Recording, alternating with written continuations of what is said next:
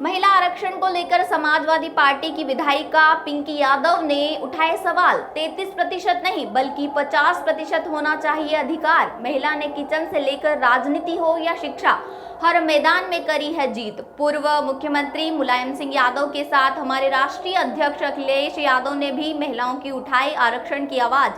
सवाल यह है कि इस वक्त चुनाव आखिर महिलाओं की याद क्यों आई सरकार को, लेकिन स्वागत सरकार का महिलाओं के हित में सोचा। दलित, अल्पसंख्यक को, आदिवासी हो, जो भी महिलाएं हो, उनका अधिकार बराबर का मिलना चाहिए। महिलाओं की ताकत, महिलाएं चाहे राजनीति हो और मैदान में आगे हैं। Bureau report. विधानसभा की अगर बात करूं मैं तो 10% से कम भागीदारी महिलाओं की है। इसको कहीं ना कहीं इस तरीके से भी होना चाहिए कि आरक्षण जब अगर आप लोग लागू करें तो उस अति पिछड़ी दलित महिलाओं, अल्पसंख्यक महिलाओं की बात करते हुए पार्टी वाइज भी इन आरक्षणों को चुनने का अधिकार हो।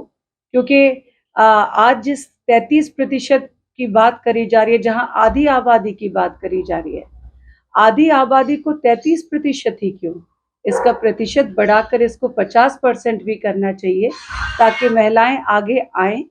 और महिलाएं बहुत ही अच्छी तरीके से, मैं अपनी उन तमाम बहनों के बारे में जानती हूँ जो इस देश के लोग हैं, हम महिलाओं में वो काबिलियत, वो शक्ति है कि हम लोग घर और बाहर दोनों जगह संभाल सकते हैं।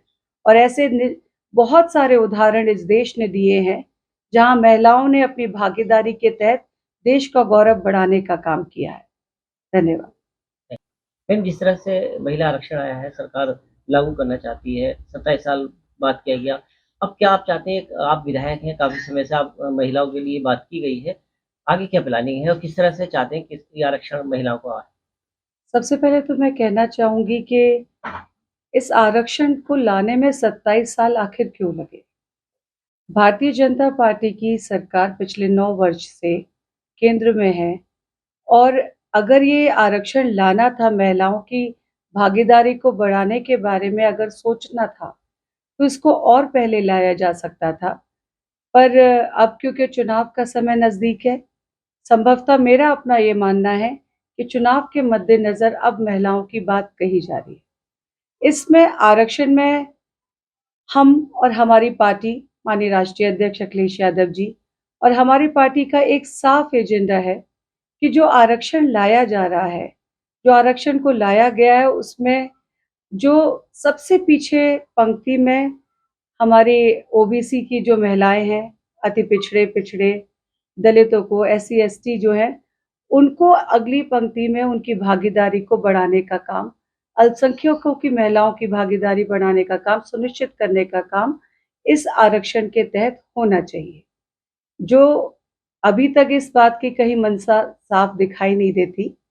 मैं स्वागत करती हूँ कि महिलाओं के लिए आरक्षण बिल्कुल लाया गया, पर साथ-साथ ये भी कहीं न कहीं एक संदेह प्रतीत होता है कि चुनाव में ही क्यों? चुनाव से पहले क्यों नहीं, जबकि 9 वर्ष पूर्व से भारतीय जनता पार्टी की सरकार केंद्र में मौजूद है। किस तरह से देखते हैं इसको, मतलब चुनावी स्टंट है या?